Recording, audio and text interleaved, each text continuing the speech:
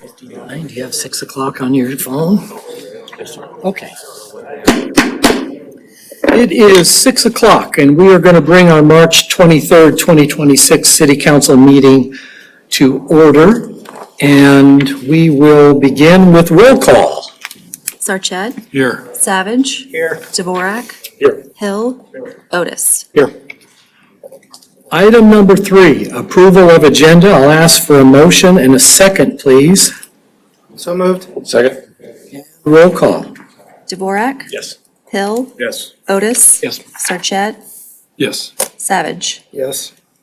Item number 4, public hearing A, public hearing on proposed plans, specifications, form of contract, and estimate of cost for Regional Park Phase 1 project. So it's time to close the regular meeting and open that public hearing on the proposed plans, specifications, form of contract, and estimate of cost for the Regional Park Phase 1 project.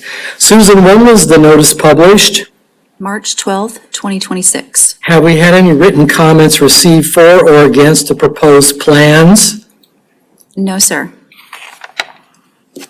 At this time, I would like to request staff to provide a report.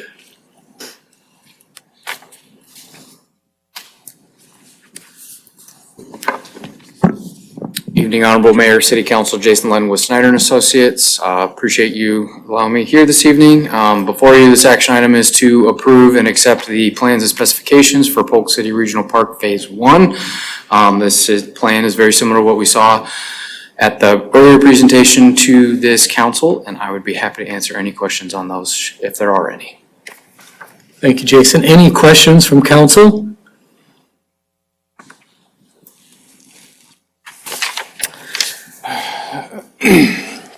Oh, I thought you were getting ready to ask a question.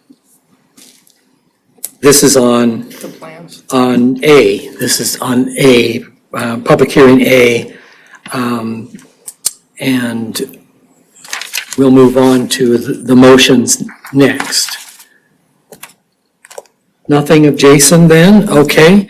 Is there anyone present then who wishes to be heard for or against the proposed plans, specifications, form of contract, and estimate of cost for Regional Park Phase 1 project?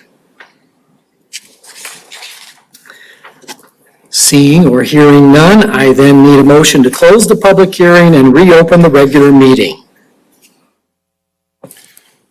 So moved.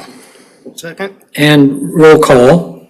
Savage. Yes. Dvorak. Yes. Hill. Yes. Otis. Yes. Sarchet. Yes. All right then, moving on to 1 and 2, 4A 1 and 2, I need a motion to approve resolution approving the plans, specifications, and form of contract for Regional Park Phase 1. Do I have a motion and a second? So moved. Second. And roll call. So, real quick, from the last plan that we saw, are there any changes to, any of the plans meaningfully from the, previous version? These are very similar. There have been, detailed plan changes to provide more detail for specifications and constructability, but from an overall, no, there have not been major changes. Okay. All right then, moving on to roll call. Dvorak. Yes. Hill. Yes. Otis. Yes. Sarchet. Yes. Savage. Yes. We will move on to item 4A2, resolution awarding contract for Regional Park Phase 1.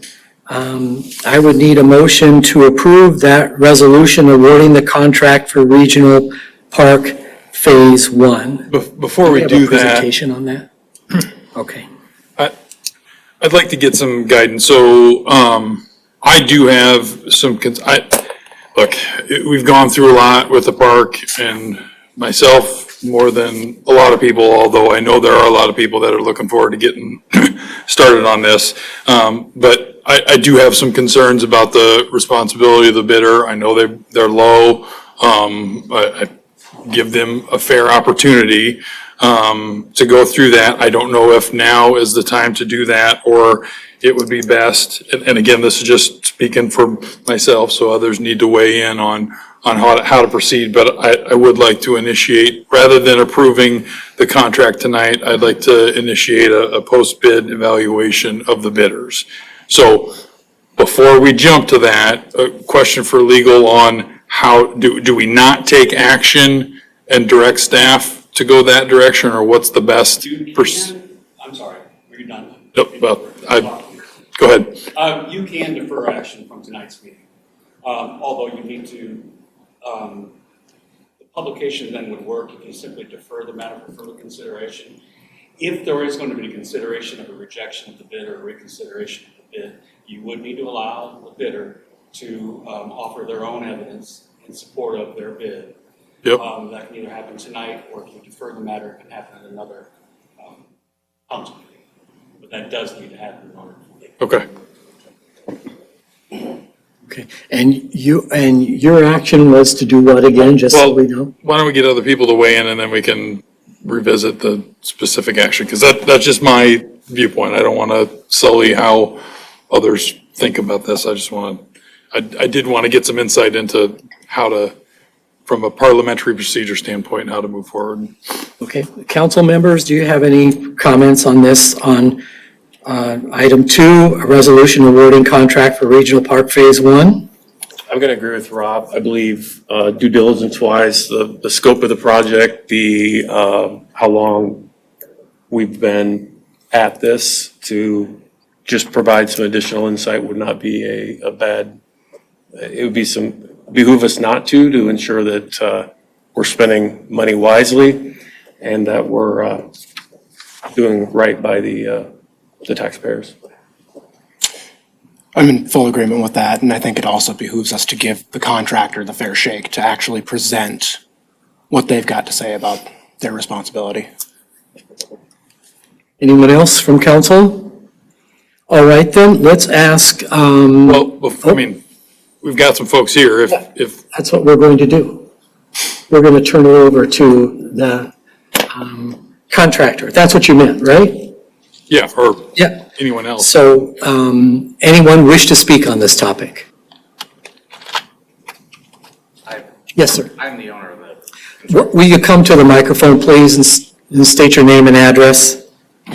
Sure. Russ Carew. I'm the owner of Graphite Construction Group. I live in Ankeny here. Well, in Ankeny. Okay. Yeah, I guess, did you guys have specific questions about us as the contractor, or I don't really understand. I guess Kinda where we're I could start with, Snyder mentioned that they'd worked with you on past projects in Ankeny, Indianola, Atlantic, and Camp Dodge. Can you just speak to what those projects were? Yeah. Can everyone hear me okay? Yep. Cool. So with Snyder, we had recently worked on a park project in the city of Ankeny. Last year, it finished up, Watercress Park.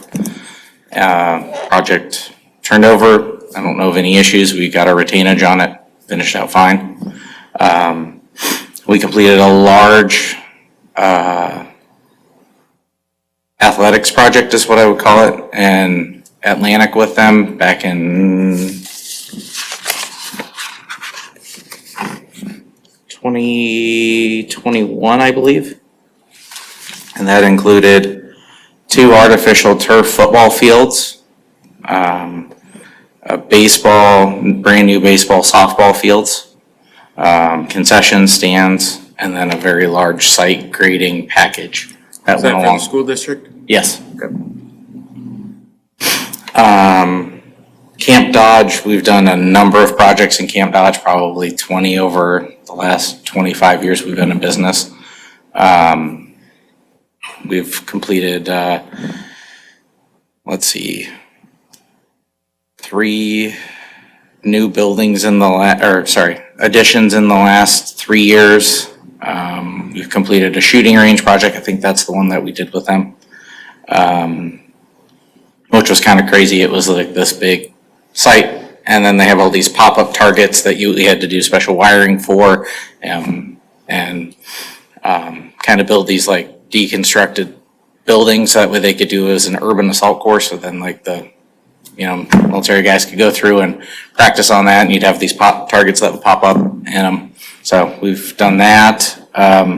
Snyder's been on a number of other projects for us as a vendor under the architect, I guess, would be what I would say. But yeah, I mean, as a company, we've completed over $834 million worth of work. 212 projects have either are active right now or been completed by us. Average project size, if I take that over, it comes out to about $3.7 million worth of work. Athletic projects like this are something we do a lot of. We've built new football fields for Colfax schools, new baseball fields. Actually, we just did one. Oh, that's what I forgot. Sorry, the project for Camp Dodge last year that we did with Snyder was a softball field. So we completed that last year. Retainage is supposed to get paid, I think, next week. So not a huge project. I think it was like $300,000, but it was pretty straightforward, completed on time, no issues. But we've done a lot of athletic projects. Your guys' project is the third soccer complex that we've worked on. Vision Soccer Academy in Waukee. We built their original facility back in like 2012, 2014, something like that. And then in 2021, we went and turned the whole thing into artificial turf. So that was 9 different soccer fields. We built a concession stand for it, and then we put artificial turf on the football field for the middle school there also. So then we've built pretty much every school that we ever build has a practice field on it. So that has some degree of laser grading similar to what your guys' project has. Let's see, other athletic projects that we've done recently. We built artificial turf softball field for Southeast Polk schools. Waukee schools, we built a brand new tore out their old baseball and softball fields and put new softball and baseball fields for them with new concession stands. Southeast Polk's football field, the big one that's over there off of University, we built that in 22. So this style of project fits us very well.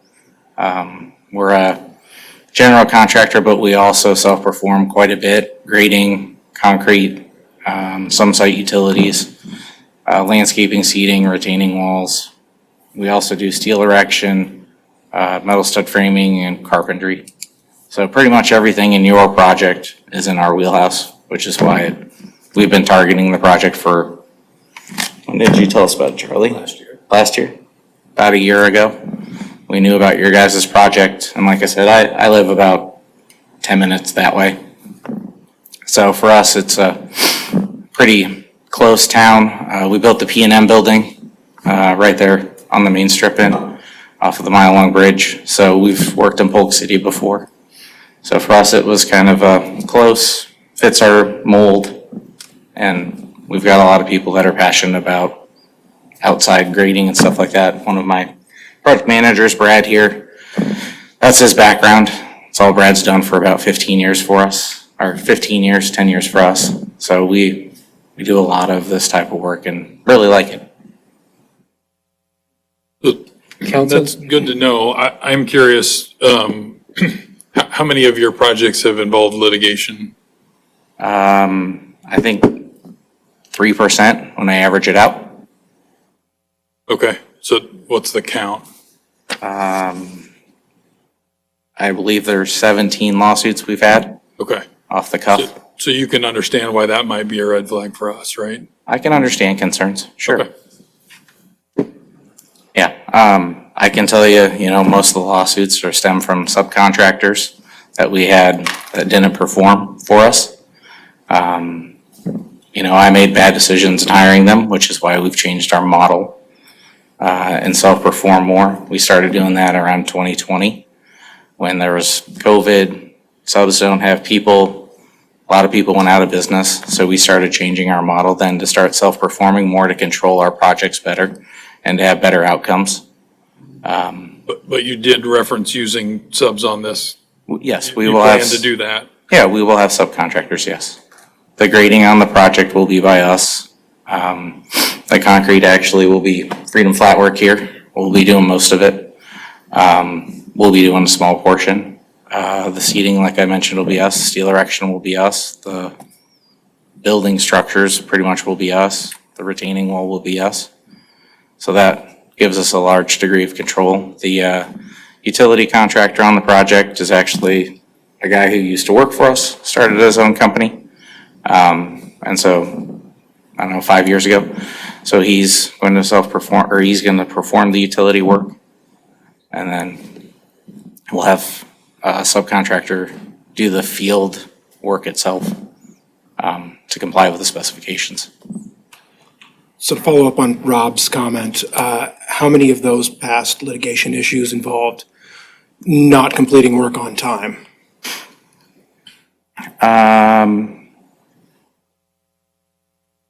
We've had 3. 2 of them are still active lawsuits right now. But yeah, we've had a couple. There's a lot of ins and outs and details and stuff like that, and if you want me to go into it, I suppose I can. And beyond that, can you talk about any of them that you've had, any additional projects you've had where liquidated damages have been assessed?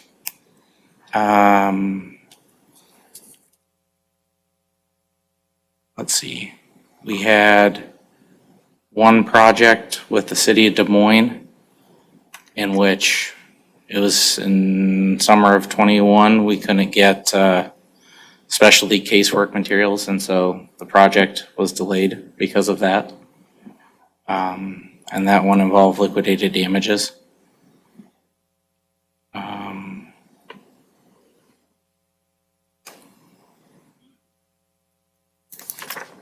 So would it be fair to ask, because Rob had mentioned doing a post-bid or, I don't want to necessarily have us, this isn't a congressional hearing, right? I mean, I don't want to have you to air things that have gone on that you had control over, haven't, whatever the case may be. I don't feel that's fair to you necessarily. That's my thoughts. Chelsea or whoever would be able to guide us in the post-bid evaluation, if we could have some time to ask a set of questions and just have a conversation, not necessarily out in the middle of everybody, if you will. I appreciate just that. out of respect. That's kind of my direction, I guess, is to be able to do that. Yeah, that makes sense. I have one question that doesn't relate to that. This upcoming construction season in the spring and summer, how many active projects will you guys be working on? Through the duration of this project, we'll have, we have like 4 that finish up between now and August. Okay. But those are all buildings mainly. Okay. We don't really have anything that's civil heavy like this. So this is going to be, for us, the main project that our grading crews and our self-perform crews will be on, is this project. This project. So for us, it was a major priority, and our number reflects that. Is that pretty typical year to year, that number? No, it depends. Like 2021, we put in place 104 million, sorry. And so we had about 45 active projects at that point. Okay. We have anywhere from, let's say, 15 active projects. This year it's been a little slower. So we've finished a lot of stuff and then haven't onboarded a lot of stuff. Okay. Anything else?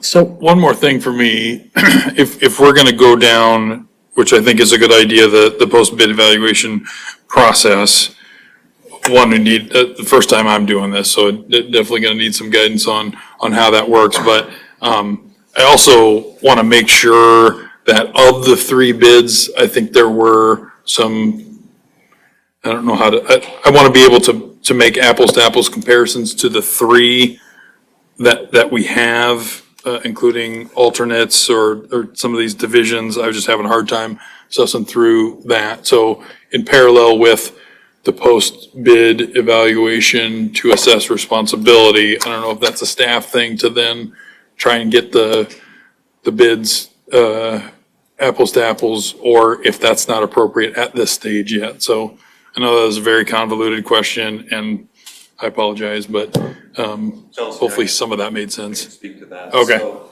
if you look at your bid tab, the base bid would be the base apples to apples comparison between the three.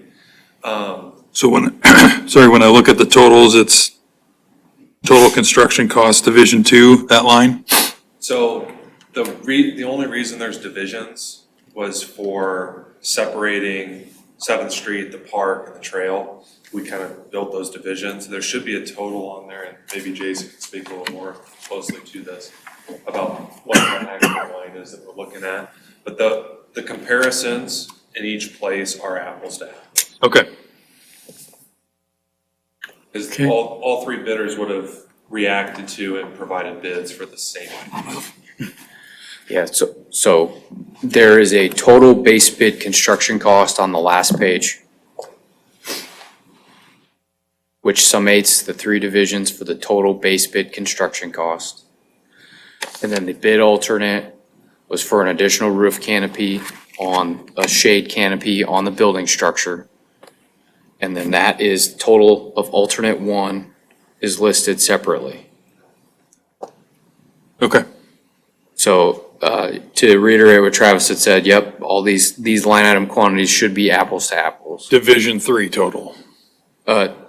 So the Division 3 total is for the trail. So if you're looking at that, there's a $150,972 amount under the current low bid. Yep.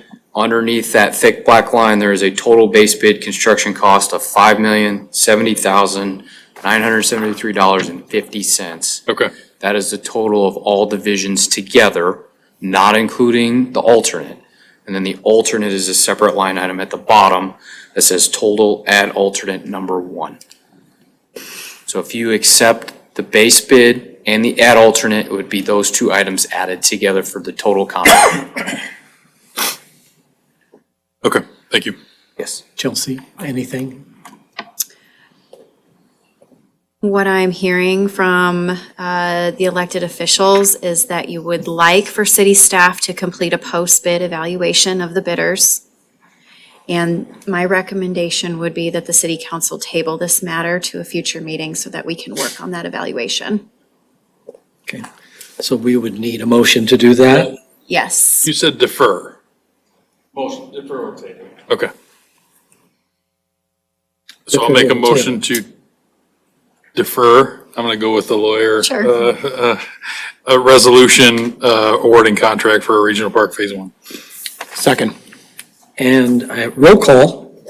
Otis? Yes. Sarchet? Yes. Savage? Yes. Dvorak? Yes. Hill?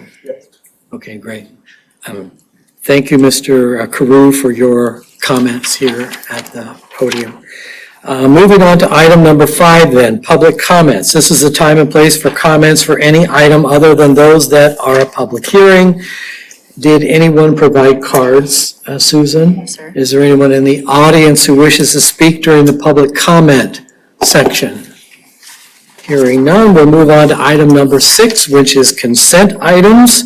I'll ask for a motion and a second to approve the consent items, please. So moved. And a second. Okay, roll call. Otis? Yes. Sarchet? Yes. Savage? Yes. Dvorak? Yes. Hill? All right. Moving on to item number 7, which is business item. We have a lot of business items tonight. Business item A, West Bridge Road, Commercial Plat 1. Travis, you're gonna, and the developer is here also? Correct. So the way we'll do this is, there's 3 resolutions for the council's consideration tonight. I'll give presentations for everything, and then the developer wishes to discuss a particular topic related to those items with you. So I'll turn it over to him after my presentation. So for council's consideration tonight, as Steve mentioned, is an amended preliminary plat for the Westbridge Road Commercial Plat 1 subdivision, as well as the final plat for that same subdivision, and then a site plan for Lot 2 contained within that final plat. So the amended preliminary plat is following the originally approved preliminary plat from March 19th of 2025. The original preliminary plat was intended to provide the developer with the opportunity to perform grading work on this property at 1401 Westbridge Road and provide a more shovel-ready commercial pad site for marketing and for sale. The proposed amended preliminary plat includes the establishment of 3 commercial lots. The current zoning of the property does not include any restrictions against the allowable principal uses of the C2 district.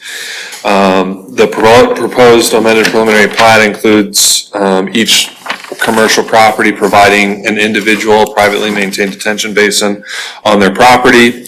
As part of this preliminary plat, a traffic impact study was completed where no public improvements were recommended.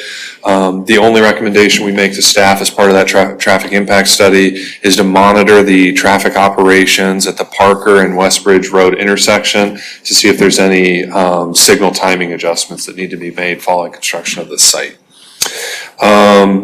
One thing worth noting is that the amended preliminary plat includes notes, the final plat also includes notes, that each use as proposed in the tenant spaces within this property or the individual southernmost lot would be evaluated at the time of a building permit and compared to the traffic impact study uses that were assumed as part of the traffic impact study. If those uses are deemed to be equal to or lesser than those assumed as part of the traffic impact study, no additional action would be needed. But a higher intensity use, we would recommend update of that traffic impact study be the responsibility of the person who's triggering that need.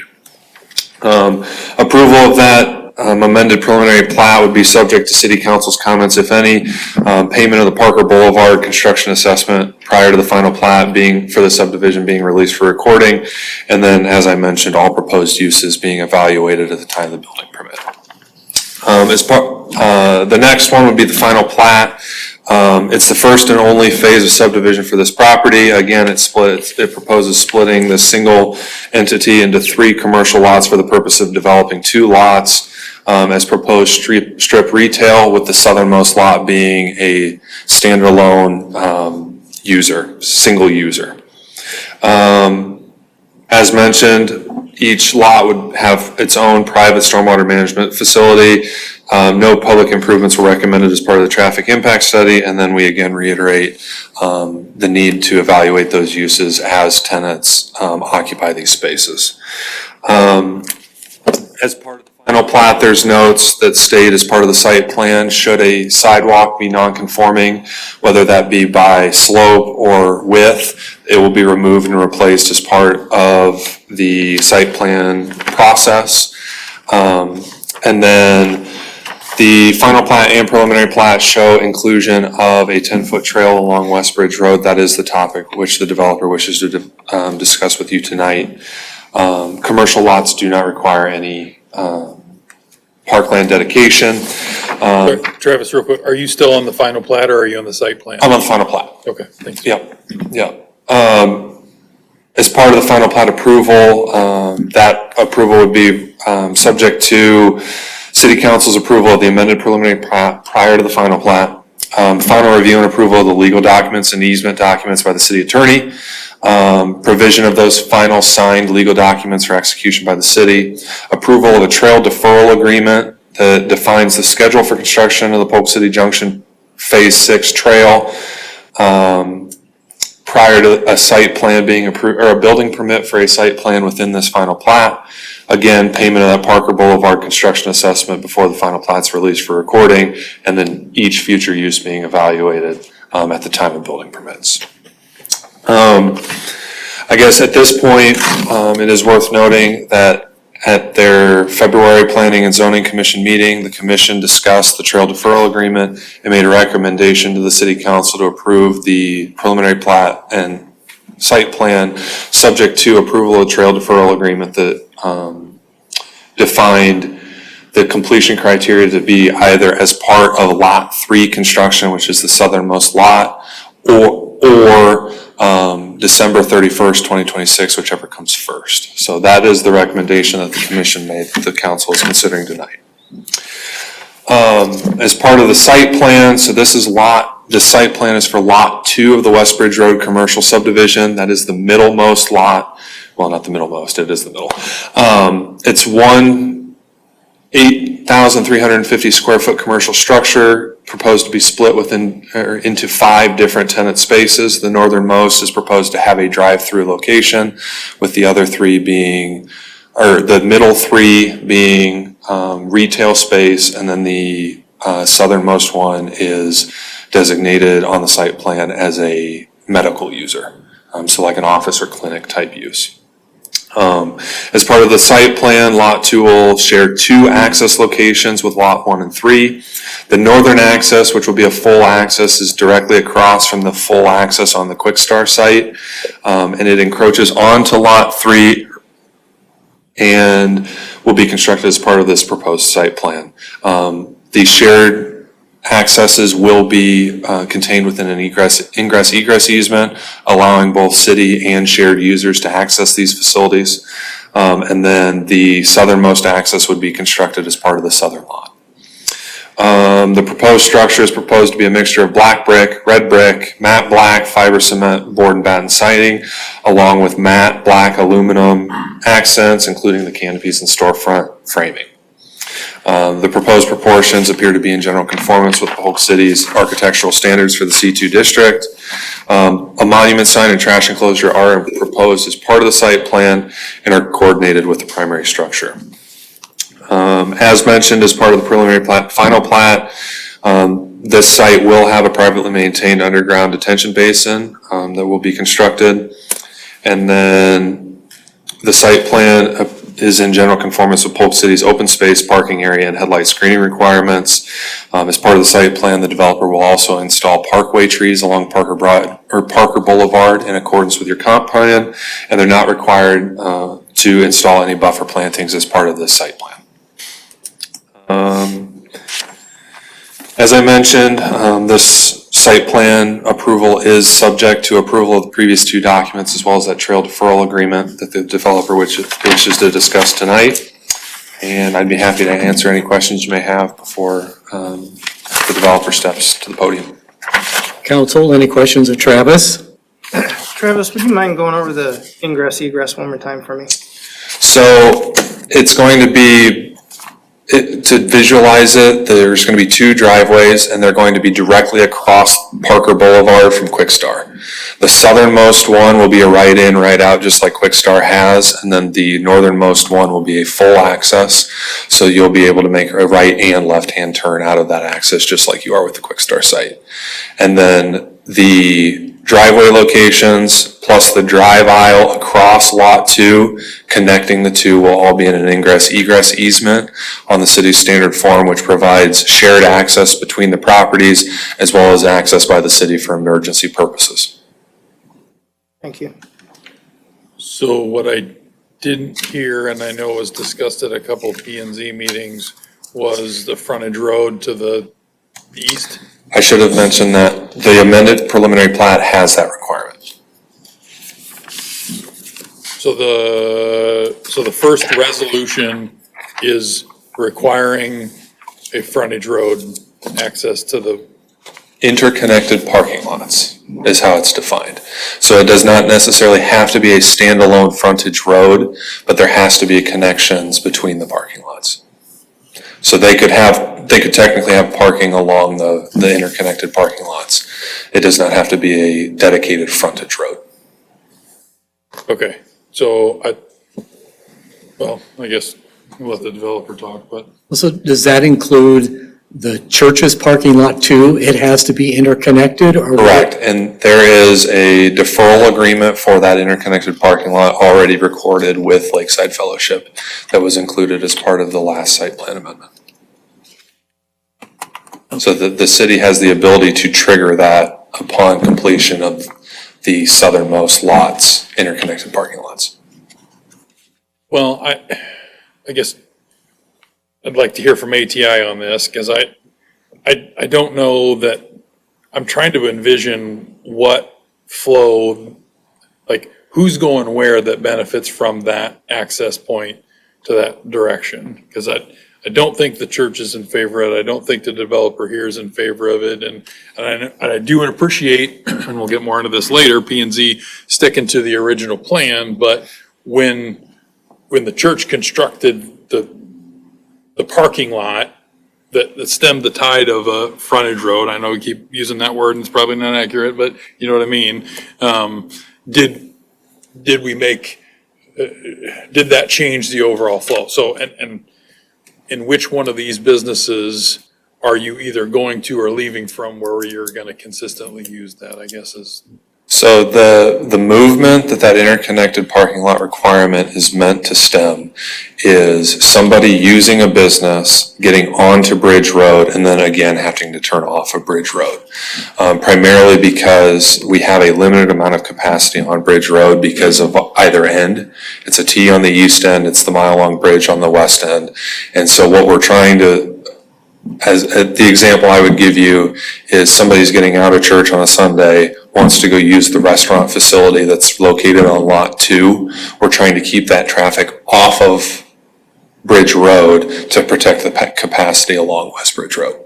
That's the movement. I mean, you're parked behind it, so the sidewalk, once you just use the sidewalk, you're gonna drive around to park again? That's the move. Whether or not they drive, I think is the question, but if they are going to Maybe they make do, one and drive. I mean, I shouldn't have said that in a challenging fashion, Yeah. maybe you would if it's cold enough, I don't know, But that's the movement we're trying to protect and get off of Bridge Road is the one that turns on and then turns right back off, because that. But there would be also access on Edgewater, which, okay, I'm following you. Council, any other questions of Travis? Yeah, real quickly, why do you think 3 water detention underground ones is preferable to 1? Because there's multiple storm discharge sites on this property. So the northernmost lot is going to have to deal with a significant drainage outlet from the northeast corner that's existing. And then there's another outlet further to the south in the roadway ditch. And so from our perspective, although Polk City Municipal Code calls to prioritize regional detention, we felt that was a reasonable concession due to the challenges in the different discharge points that this site has. Okay, so with that statement, does proposed lot 2, does its capacity have the ability to handle both 1 and 2? So say 1's not developed for a couple of years, and that's the north one, it's higher slope, it's gonna drain onto 2. Does it have enough to hold all of 1 and 2? So the way that their drainage is currently set up, most of what's going to Lot 2's detention basin is the site itself. They're basically building that pad site up to channel the flow from the northeast corner to the existing 54-inch that goes under Parker Boulevard, the Quick Star extended as part of their site plan. So they operate independently, and their stormwater management plan accounts for that. And then as part of the site plan, they would establish an overland flowage easement that would provide the city the right but not the obligation to maintain that overland flowage as well. I think what we really don't want is mud over the sidewalk. Correct. And what I will tell you is in the developed condition, that should improve significantly. Even if the northernmost lot sits undeveloped for a year or 2. Any other questions of Travis? from council? So just to clarify that one more time on that north lot, where is the water going? So it's from the northeast corner to just north of Quickstar's driveway, basically. There is an existing 54-inch culvert that goes under Parker Boulevard that Quickstar extended across their property as part of their site plan. Okay. So it starts in the heavily wooded area in the very northeast corner of this property, and then it continues, I'll call it west-southwest. So it's more westerly than south, but it does work its way slightly south. And actually the developer that just this week revamped some of the drainage, or it would have been last week, revamped some of the drainage soil grading to better channelize that flow. Just a quick question for you. The additional parking lot that connects to the church parking lot, is that the developer's expense? There's no church expense involved in that? Not on this site. There would be a small extension of the existing pavement to the western property line. But there is an easement and an agreement that Lakeside Fellowship Church is aware of that. Okay, so the church knew about that all along. Correct. And that one comes into play when lot 3 is developed. Correct. Yes, that is the language in that agreement, is basically the city provides written notification that that is going to be completed, and then that they are calling on that recorded agreement. Okay. And it's not unusual for us to call on those kinds of agreements? This is the last lot along West Bridge Road, and every other lot in that whole corridor has been required to do so. Okay. Anything else of Travis? Okay, thank you, Travis. I understand the developer wants to speak.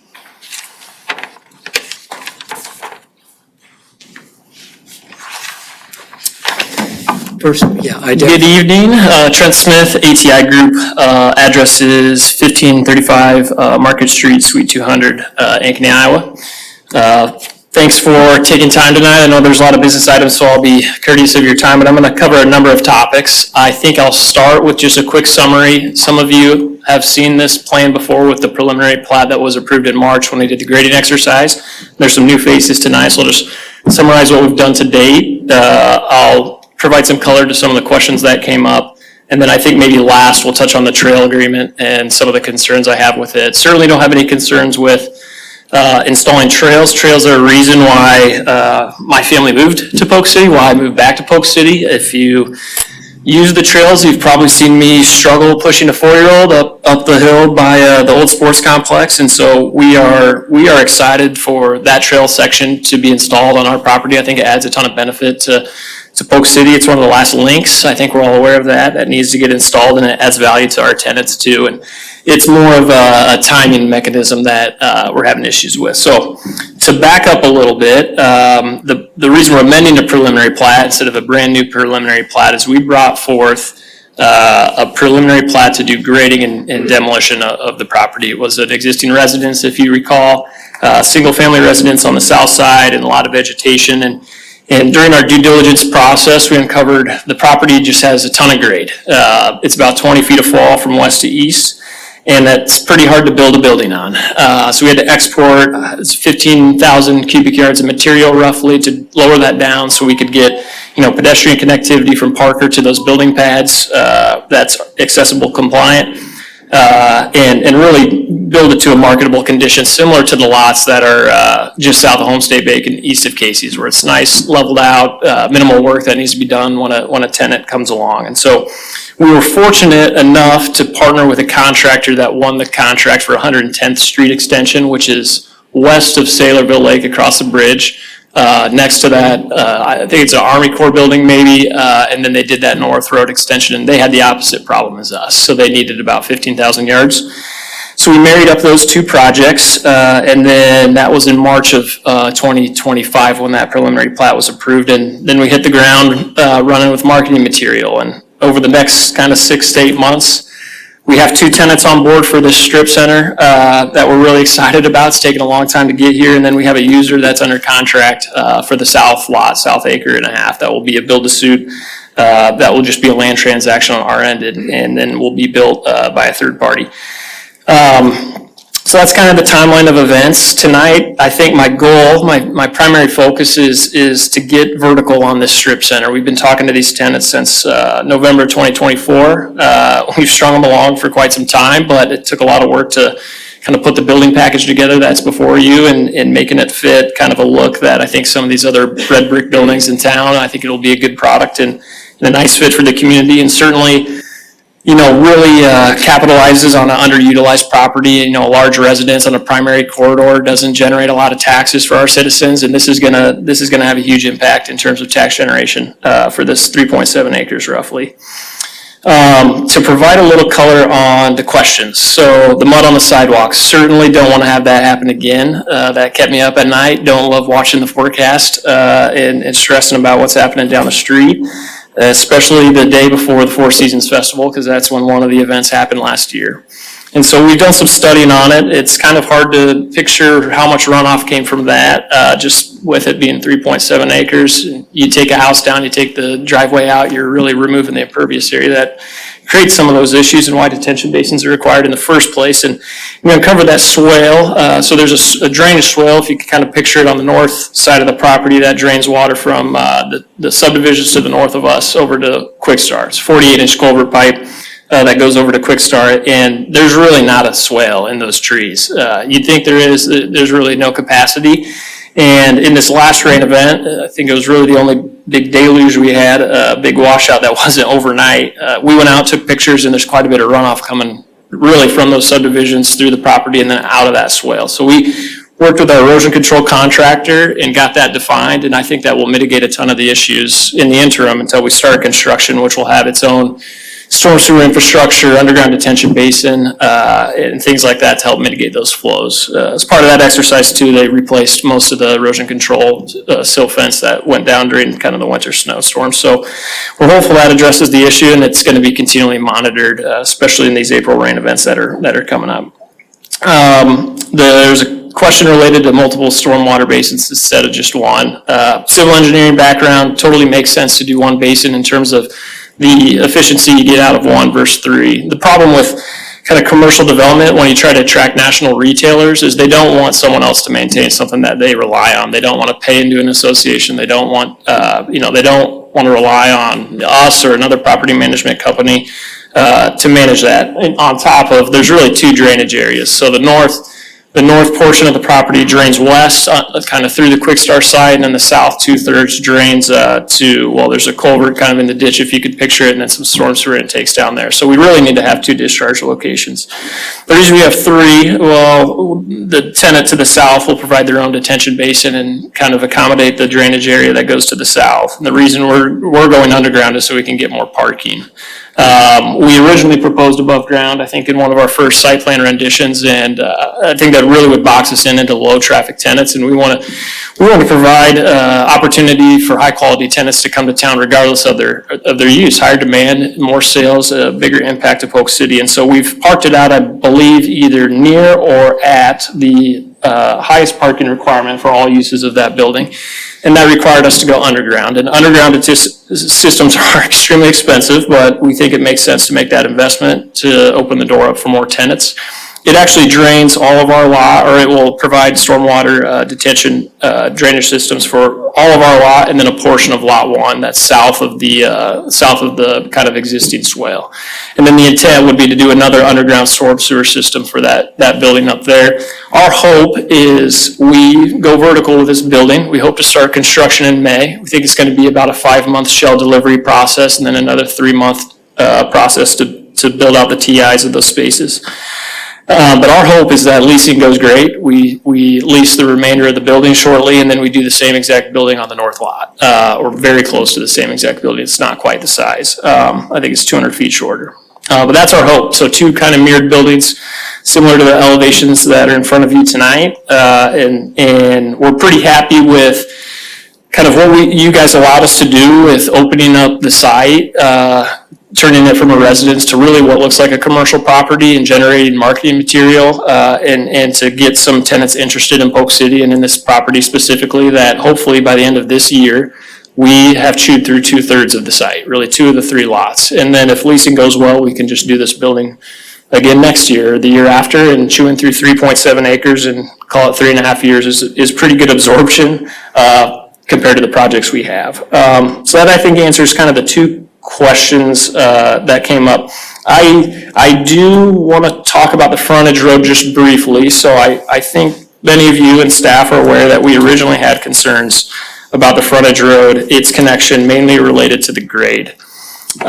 We have worked with our own engineers, and I know I've had several meetings with that buyer's engineer talking about that particular connection. They have some similar concerns about the grade as well. I think they've been able to find a solution to accommodate that grade and make it work. I think their primary concern right now is the traffic type that's going to flow through Lakeside Fellowship.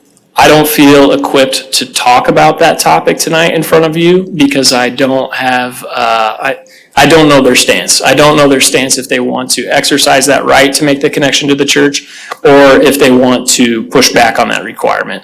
Right now, I know they are working over the next week to determine the direction they want to choose.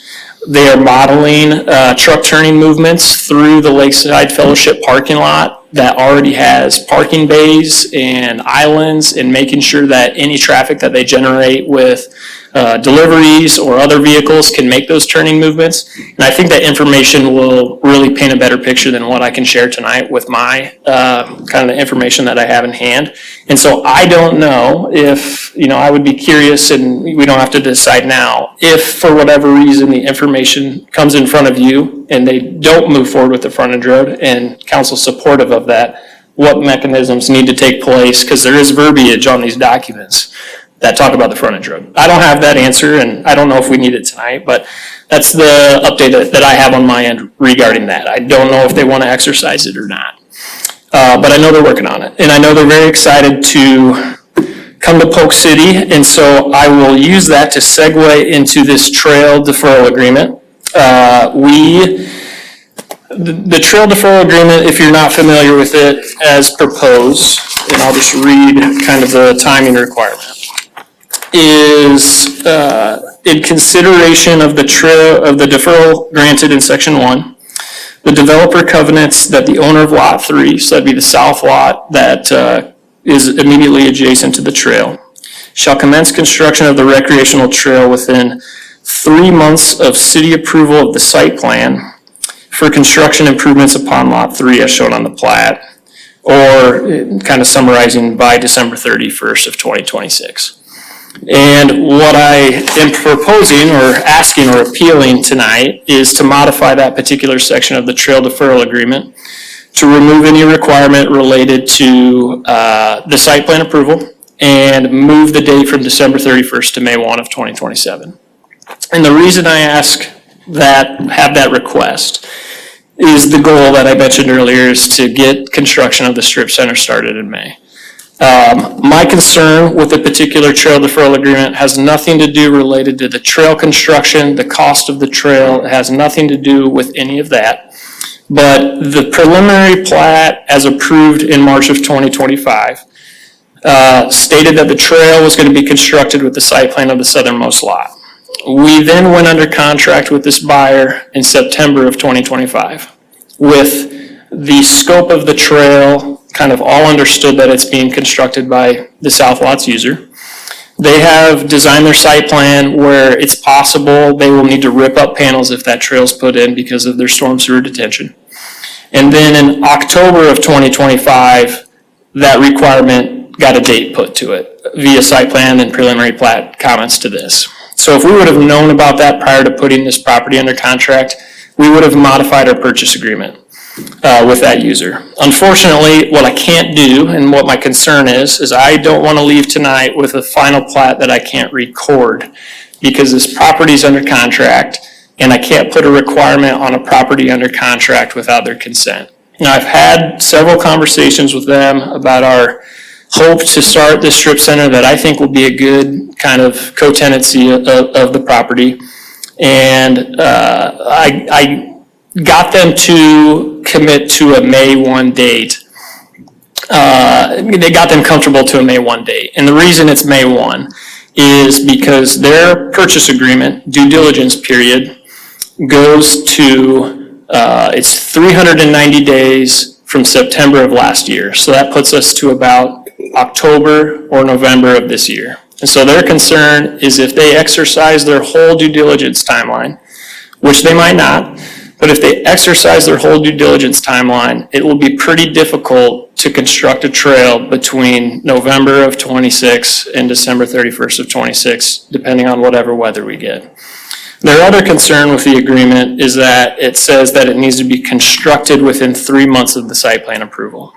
The way that their purchase agreement is written is they hope to have site plan approval, well, really it was March of this year, but they have four 30-day extensions. So it's probably not gonna be March. But then they will buy the property 3 months after that they get site plan approval. So the order of operations as written to us is they will get site plan approval, then they will take it out for bidding for their contractors. They'll get bank financing set up, and then they will start construction. So that might be 3 months from site plan approval before they even put a shovel in the ground. And so to clean it up, I'm appealing to you that with trails of focus of mine and why I live in Polk City, I'm appealing that can we modify this agreement to extend the date to May 1 of 2027? If this user falls apart, falls out of contract, doesn't move forward with the project, by November, when their due diligence ends, we will pick up the pieces and we'll install it. We'll install it as fast as we can if they were to fall out of contract. If they don't fall out of contract and they move forward with the project, that gives them enough time to put it in.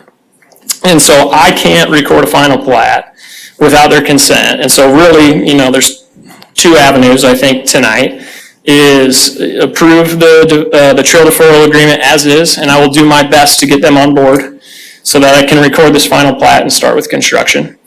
Or I do have their kind of agreement that the May 1 date works for them, and if we can extend it to May 1, I can get this agreement executed and we can move forward with the strip center project with them on board with the timing. So that's kind of the summary. It's not related to cost. It's not related to headaches related to the construction of the trail. It's purely a purchase agreement issue that I have right now in timing. Without a trail deferral agreement is written. I think I covered quite a bit and jumped around a lot, so I'm happy to answer any questions related to the project. Council, any questions? So I'm not sure the property legalities here, but once you get the site plan, for the south lot, they have, you said, a month before they purchase? Yeah, as it's written in their agreement, now they can really close whenever, but as it's written in their agreement, they've given us kind of dates of forecast. So they've given us what they've called an inspection period, which is 120 days. That expires, I think, this week. And then they've defined an approval period of 90 days, which is them having enough time to get their site plan approved. And then they have 4 30-day extensions. And in their purchase agreement, they forecast kind of a July closing date. Now they have 4 30-day extensions, so that could be November.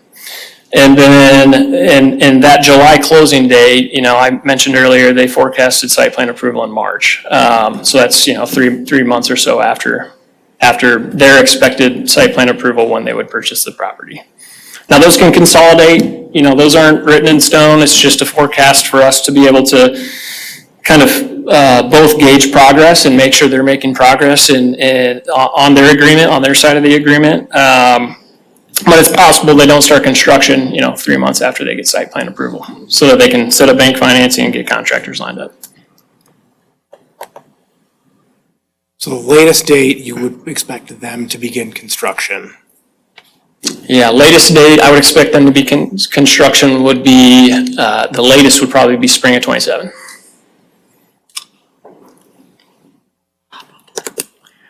Anything else, council? For my, go ahead. No, you first. So 5 months on the trail, if we're getting it, especially when a decent chunk of that time is winter months. I know this month is all over the place with weather. I was dubious on the usage of the trail, but having watched the P&Z meeting, Ron in particular, much better source of accurate information, and he thought it would get used. So But still, a 5-month delay, not a big deal, from my standpoint, so I'm kind of okay with that. The more substantive or subjective decision, I think, is on the frontage road, and I'm trying to envision, what it looks like and would assume a little bit more aesthetic benefit to not having a road there connecting it for the narrow use case. If we think it's just going to alleviate traffic onto Bridge Road, if you're at the church and then already at the church and then decide to go over to the strip mall or vice versa, I mean, that's a connection for a narrow use case, in my opinion. But from a actionable standpoint, which of the 3 resolutions has verbiage specific to the frontage road or whatever it's called, in it? That's the amended preliminary plat. So, And the mechanism by which you would omit it, if you approved it as presented tonight, is whoever wants to omit it would submit another amended preliminary plat to remove that requirement. But we don't have to address that frontage road tonight, correct? No. well, Approval of the amended preliminary plat tonight would carry the precedent that has already been set on this property. requiring the frontage road. Correct. So, help me understand how we're approving this tonight with that language in there, but the best mechanism is to amend it after the fact? If council wants to remove that requirement tonight, you could do so. What I will tell you is that will create a lot of legwork from a perspective of there are recorded agreements already in place, and we have required every commercial property along West Bridge Road to construct interconnected parking lots. So there is a level of risk, in our opinion, if you were to not require the last parcel along the entire corridor to construct those interconnected parking lots. And I have. Risk, in what sense?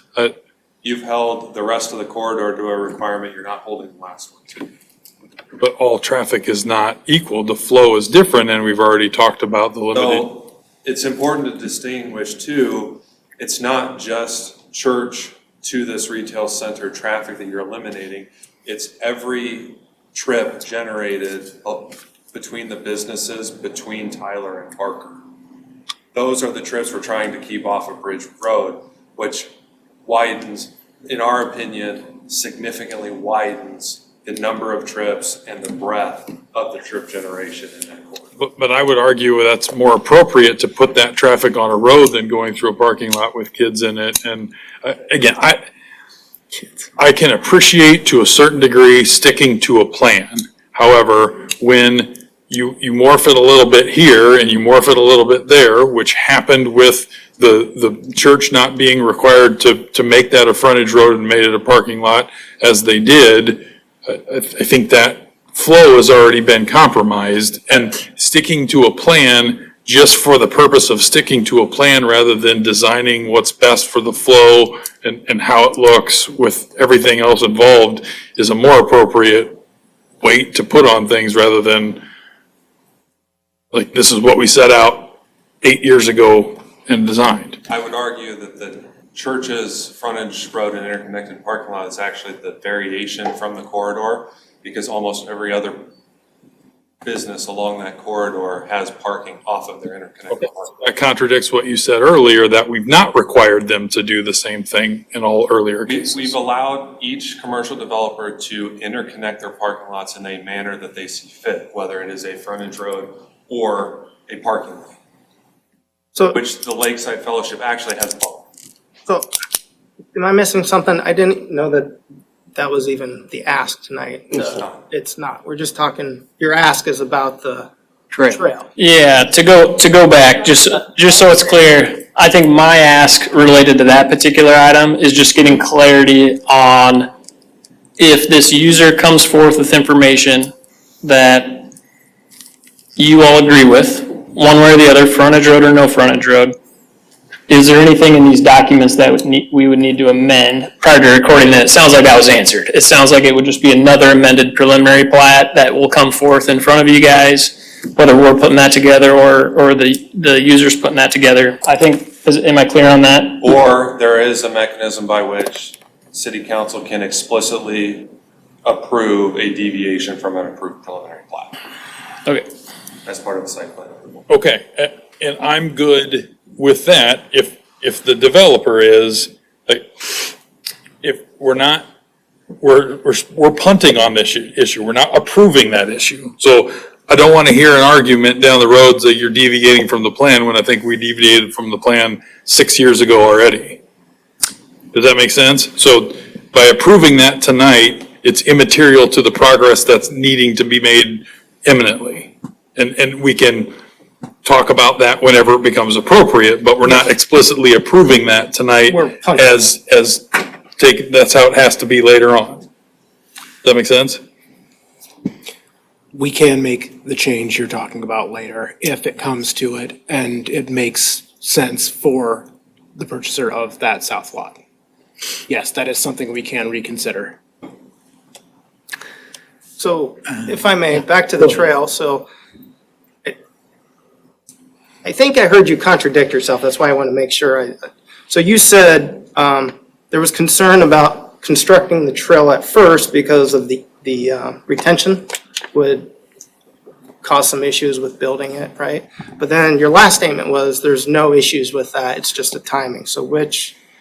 Yeah, great question. So our buyer has concerns related to reconstructing a portion of the trail because their detention pond. Reconstructing? Yes, so if we were to put it in by December 31st of 2026 as the agreement stands, and they don't start construction until spring of 27, which is a possibility based on the agreement, they would have issues. They'd have to rip up a portion of that, potentially. Now, Travis, their site plan's not defined. Travis, can you speak to that? Does that seem reasonable that they would? There is a non-zero chance that does happen. And then the other thing would be is if you put a trail across that frontage, there is also the possibility that equipment, even if there wasn't a penetration of a storm sewer system under that trail, that panels get broke because of the heavy equipment that comes in with building construction.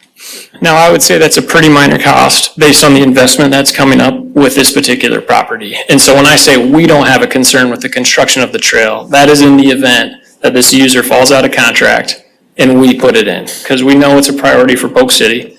And so if we need to put in that trail, in May, preferably after they were to fall out of contract and we have full rights to do everything we want on the property, we would put that trail in, and a future buyer may or may not have issues related to, removing, call it 2 or 3 panels or whatever amount of damaged panels are in there. They'd have to construct it anyway, so it would probably be a cost savings on their end regardless. My primary concern is the mechanisms behind what requirements I can place on a property that's already under contract. So if we wait hypothetically to May and either you or they build it, what are you looking like before it's actually usable? Spitball, I mean, So 3 months, 6 months? If 2 there months? is a May 1, 26 completion, it has to be open to 27. traffic. Yeah, 27. 27. May 1, 27, it would have to be open to traffic, the way that the agreement is written. Or would be written. So, I mean, personally, one of the issues I have is, I continually see kids, families, everybody walking out on Bridge Road to walk around. Can't walk on the sidewalk because it's full of mud. They can't walk in front of the property. And I just have a hard time, to kind of quote what Ron said, it seems like we give more deferrals than not. And I thought it was pretty generous that we decided to give one, to the end of this year. So I'm struggling with just kind of kicking the can a little bit more. So you're saying that if they fall out, and you would pick up the tab and have this in place by May 1st? 100%, yep. James. Yeah, just clue me in a little bit. I wasn't here last year, so going back to Yes. the last year, was it always the intent that another party would build that trail? Yes. Okay. Is that accurate? So So what's our normal requirement, just real quick? in this case? It's 3 months after the plat, right? So our normal requirement would be that it would be constructed or an agreement would be in place prior to a final plat approval. Because we would treat this very similarly to like a sidewalk ramp or a trail in front of a park, or a trailer sidewalk in front of a park, a trail along the parkway. This one's a little bit different because there are no public improvements associated with it, so the timing gets a little bit weird. So typically we would take it on a site plan. And I think one of the reasons we didn't specifically talk about it being the first site plan was the original preliminary plat had one lot, and we weren't prospecting on what it could be or should be. I think it could have probably been communicated a little bit better that our expectation was the first one. We may have mentioned it in in-person meetings, but I think it could have been reiterated in our memos. So I guess another comment I have real quick is, I've heard Rob over the past several years say it's really hard to go against, our P&Z commission on when they make recommendations. So I guess my question to you as the developer, you brought some new information, talking about with the potential purchaser of this. Is this relatively new information that we didn't have last month when you met with P&Z? I was not at that particular meeting. I was out of town, or I would have shared that. So coming out of that meeting, this trail deferral agreement timeline was new information coming out of that planning and zoning meeting. That timeline was not defined before that meeting. It was a result of discussions at that meeting. So that's when the timeline got put into place. The preliminary plat that we had approved in March, the documents that we submitted with that explicitly state that, we were forecasting timeline of all these improvements. And in those documents, we state that the trail is going to be constructed with the southernmost lot.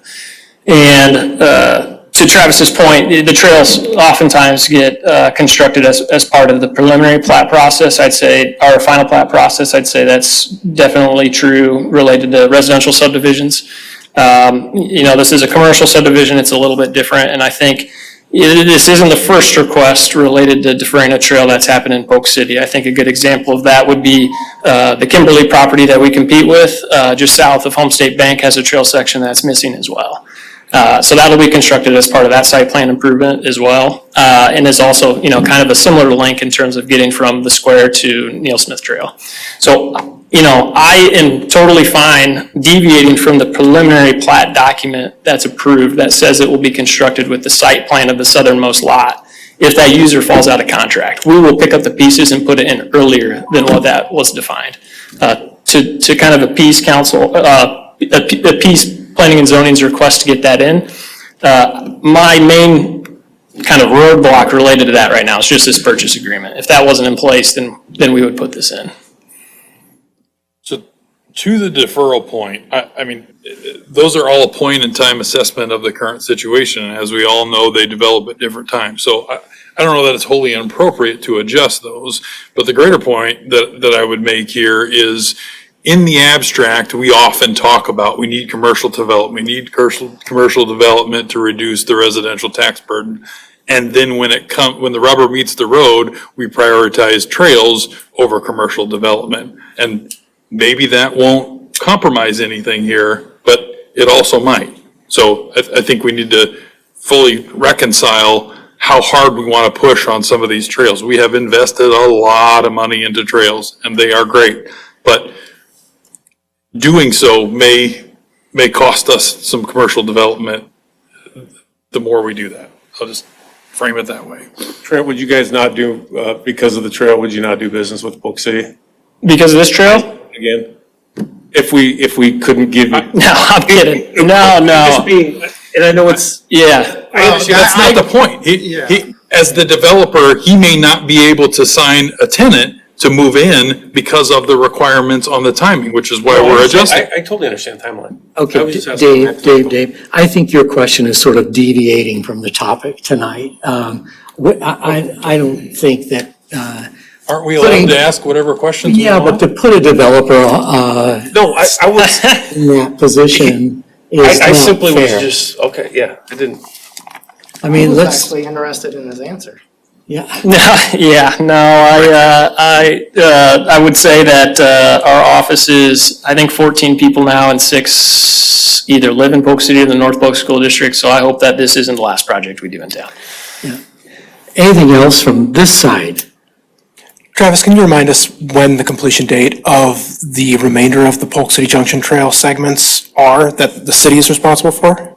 So, the intent is to have all of the trail open to traffic by the end of this calendar year.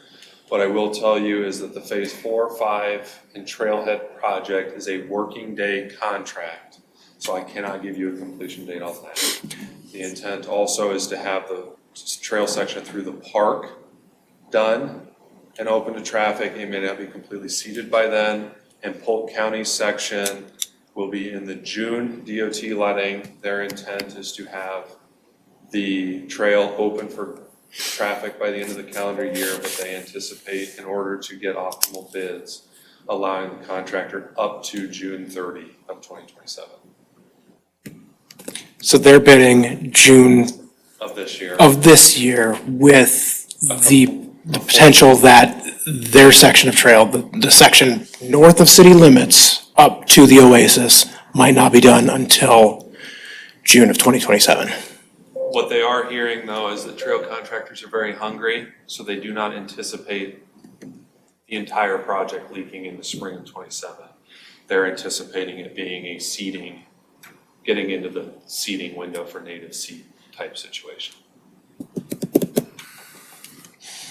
So I would just like to make a comment, and that is one of the things that I haven't heard tonight is I've heard a lot of emphasis on the development and on the potential buyers of the properties, but I really haven't heard an awful lot about Polk City citizens and the importance of trails and trails connectivity to Polk City citizens. That section, that sidewalk there is the number one thing that I get questions about. When are we going to get that finished so that we can get from Parker to the other part of the trail without having to walk out, like Jeff said, on to Bridge Road? I don't know, Trent, if you know or not, so I just thought I'd give you a little history. And for anybody in attendance, the council started working on this project of trails connectivity in 2015, when they first identified routes for the Neil Smith Trail. And, there have been many roadblocks along the way. I've been connected and witnessed to many of them along the way, all with the intention of getting this project done all at the same time, which in this case would be by the end of 2026. So here we are, asking to move that deadline that we've already promised. I mean, in every speech I have given, every article that I put in a newsletter, every comment that I've made to the public, all of the work that we put into community visioning to identify trails connectivity, I'm not even saying that that piece of the trail is solely for the Polk City Junction Trail. I'm saying that's a big piece of trails connectivity in Polk City. So everything we've done up to this date is to have that project completed by the end of 2026. I hate the idea after all that work, because, it's been 11 years worth of work to now say, well, let's just punt that down the road a few months and we'll do it in May instead. To me, that just doesn't give enough credibility to the citizens of Polk City who have wanted that trail connection for the past 11 years at least, and potentially beyond that. So all I can do is encourage council to stick with the plan and go with what planning and zoning recommended, and that is that we get that section done by the end of 2026, December of 2026. I think it's gross mischaracterization of the discussion over the last however many, half an hour or whatever, to say that the citizens haven't been represented. Every question that I've asked is in furthering commercial development, which we've all said multiple times we need to reduce the tax burden. So we're clearly talking to different people. I've heard a lot of questions about what buildings are going there more than the connection, which again, I don't want to defer on, but if we've been working on this for 11 months or for 11 years, a 5-month potential worst-case scenario delay doesn't seem super egregious. So I'm trying to stand up for the Polk. If you want to frame it in this woe is me way, I'm trying to stand up for the Polk City citizens who don't like paying the 95% tax burden that they have to with the residential properties, grow the commercial tax base so we can make it a better place to live and have taxes a little less. Yeah, I'm trying to stand up for both. So no, I don't really think you did. I think you wanted to stand up for commercial development first. And I want to stand up for the citizens of Polk City and commercial development. So that said, and since, unless there's something else from council, I've got a little bit more that I'd like to put out there. I really want this trail done. I've said that from the beginning. But I recognize that you've got a real issue with trying to get this property sold. I can respect that. I see it. Again, I want this trail done, but what I'm most concerned about right now is the safety of people trying to traverse that section. Is there any way we could lay down like some rock off-road, off the side of the road, to create just a temporary off-road path that we could at least let people walk across so they're not physically on Bridge Road? There are accessible means by which are not paved. I know in the city of Des Moines, we've done rolled-in asphalt millings as a temporary facility. I would have to look specifically at what the exact allowable situations are. But I think there is a path by which we would do some sort of temporary, we could do a temporary thing. I mean, Trent, is that something you guys would be amenable to? I think we would just put the trail in. The whole hangup is not related to installing the trail. It is related to encumbering the property with a requirement that's under contract, whether that's granular or paving. And that property is under contract, so I just need that buyer's buy off, and I don't have that. And it doesn't matter that this is just Yeah, a it's temporary really throwaway. It's really any specific requirement. You know, if we do earthwork exercises for the strip center and we want to place some export material on that property, I can't touch it without kind of their approval. Now, I've worked on getting their approval and expediting this timeline. When I first started this conversation, after this timeline came up, they wanted August 1st of 2027, and I knew that just wouldn't be received well. I mean, that's a whole nother summer of active use of a trail that just doesn't make a lot of sense. And honestly, that timeline doesn't make a lot of sense either in terms of the way the purchase agreement is written. And so I've kind of put pressure on this particular buyer to kind of make a decision, or at least allow us to put it in, and that's the feedback that I got.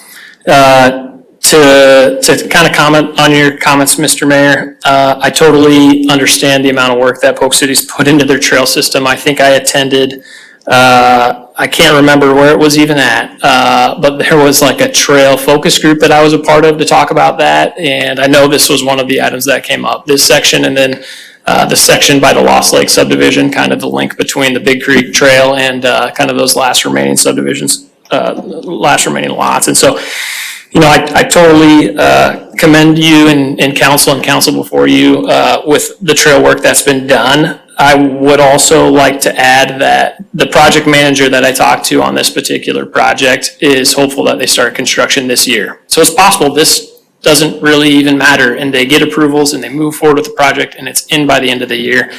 But they can't commit to that because it's just so early in their site plan process. They don't know how long it's going to take to get approvals and contractor bids, and then if it's fall, then they might not be able to get it in by December. And, you know, I think one of the things that everyone weighed is what's the remedy for this particular agreement? What happens if we were to breach the agreement? And the breach remedy is the city were to put it in and assess the property.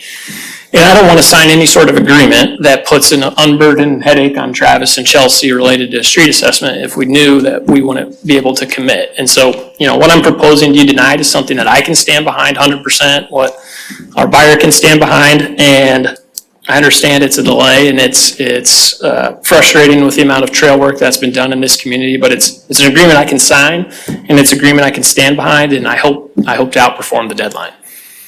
Can I just have a couple of follow-up questions, Trent. The city could put the trail in, correct? We have full plans already done for section 6 of the trail. You have preliminary design done, I could have final design and bid documents in 2 weeks. I'm not saying that's something that I necessarily recommend. This is not a project that the city had planned for. We had planned for it back in 2021, 2022, and then the property sold, and the city had to pivot on moving forward with this trail connection. But I'm asking if that is another avenue we could look at so that we stand by the timeline of constructing the trail and it gets the council the trail by the end of the year. I'm asking if that is something you'd like me to look into further. Cost? I would have to get back to you on cost. I feel like our estimated costs are going to be outdated. What was the cost? I believe it was 38,000. That's the number that sticks in my head. What I can tell you is at the time when we looked at it at the preliminary design stage, it was under the threshold where we would not have to publicly bid it. We could have competitively quoted. So it is in the grand scheme of a city expenditure viewed by the state as a small one.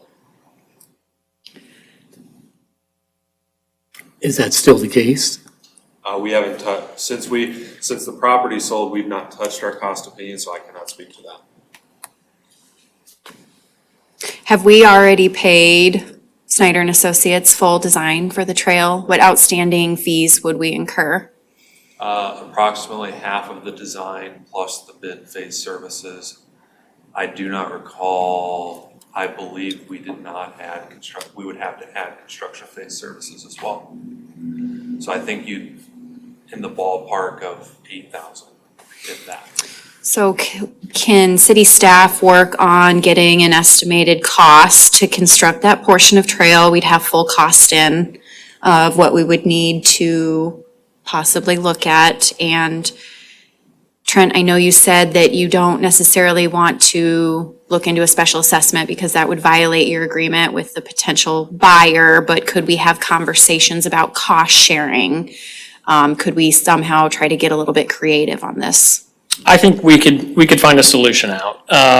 And I think I can, do my part in talking with this buyer related to kind of wherever those conversations go and what mechanisms need to be put into place, and maybe their sentiment related to the timing changes a little bit. And that would, Trent, allow you to move forward, as you mentioned, to go vertical with it, to be able to, even though we're looking at the cost sharing option, you would still be able to move that forward? Yeah, I would believe so. I think, depending on what that looks like. I think the main hangup is, we've had other encumbrances on this property that we had to get buy-off on. We have a parkway easement along the west side of their property. We have a public utility easement. We have a number of things that got added. Most of them are pretty traditional for commercial properties, and they've been very responsive and accepting of those. The ingress-egress easement is another one, and certainly I've discussed the frontage road a number of times, and none of that has scared them away.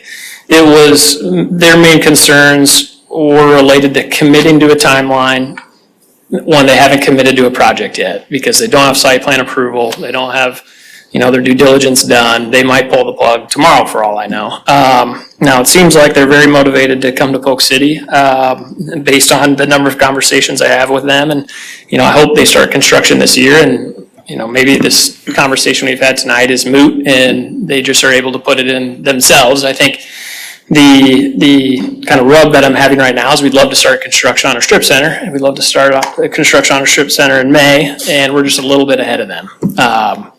And so if they were to, fall out of contract or move forward with their project, I think it'd probably be in by the end of the year.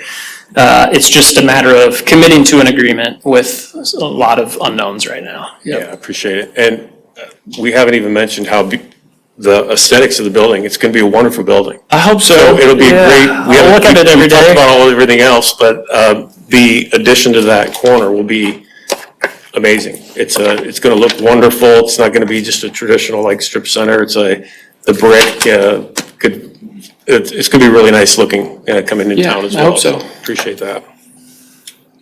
Okay, if I can take it back to the city manager's suggestion, is I feel like we're trying to come up with a compromise here. I think that's a good idea for a compromise, but to agree to it, I think we need a little bit more assurances that there can be some agreement, so it's not just the city paying for the entire trail. So the resolution before you tonight, the approvals are subject to some sort of trail deferral agreement. We've referenced to it fairly generically, being in place prior to a building permit for any site plan being issued.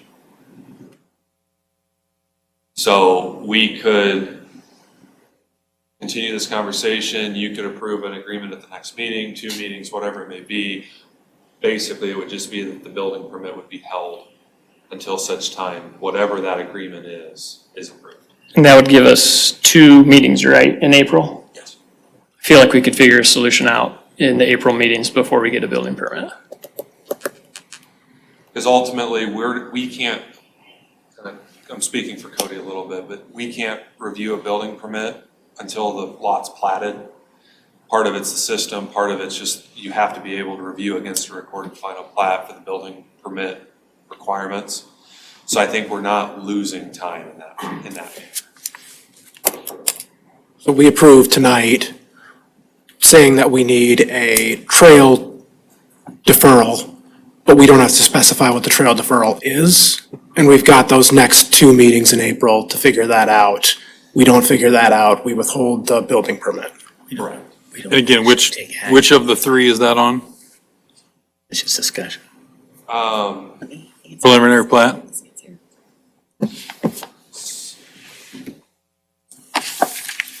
It would be on the amended preliminary plat and the site plan because of the way that the amended preliminary plat is shown. So both of those need to be approved subject to a new trail deferral agreement, not the stated one with. Resolution should be written to be subject to a trail deferral agreement, and I think if you motion to approve those subject to a trail deferral agreement to be determined at a later date. I think that would suffice to cover the conversation that we're having right now. How about by April 27th? Good with The that? second meeting, and, okay, that Yeah. gives us 3 to 5 weeks to come up with a solution. Yeah, that should be plenty of time. I've already been at work. When this came up, it's why, I apologize for pulling the agenda item last time. I think we were on the first March meeting, and a lot of that was in an attempt for me to come with a better solution than I have tonight. And so it was only a couple weeks. I think I could do better. Okay, I'll make a motion to approve resolution amending the preliminary plat subject to a new trail deferral agreement rather than the current one. so does council agree with that language? So we will have roll call. Hill, Yes. Otis, Yes. Sarchet, Yes. Savage, Yes. Dvorak. Yes.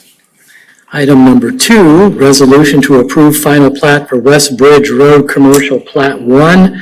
Is there any discussion on that?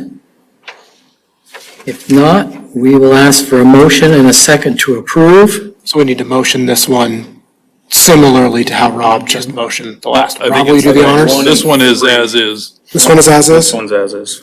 right? Chelsea, I believe so. this one is as is. Yes. Nick, Sounds good. are you making a motion? I will make that motion. All right. Is there a second then? Second.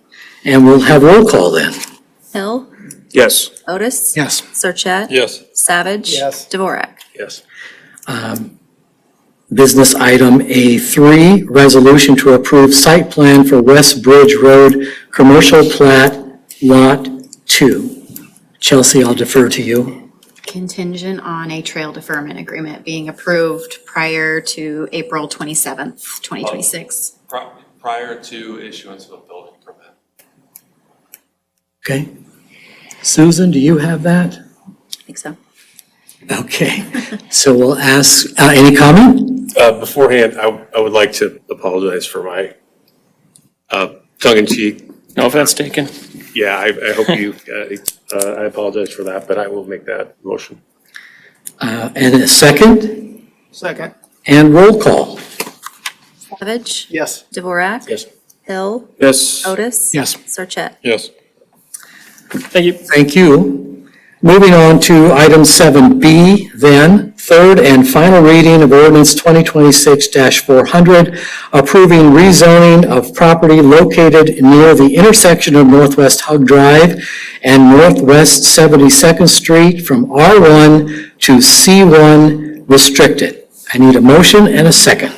So moved. Second. Is there, council, any comment on this? All right, then we will have roll call. Savage, Yes. Dvorak. Yes. Hill, Yes. Otis. Yes. Sarchet. Yes. Item C, resolution approving Four Seasons Polk City amended preliminary plat. Travis? So for council's consideration tonight is an amendment to the Four Seasons Polk City preliminary plat. Some history on this property so that all council members are aware. The property was voluntarily annexed in July of 2019 and subsequently rezoned from A1 to R1.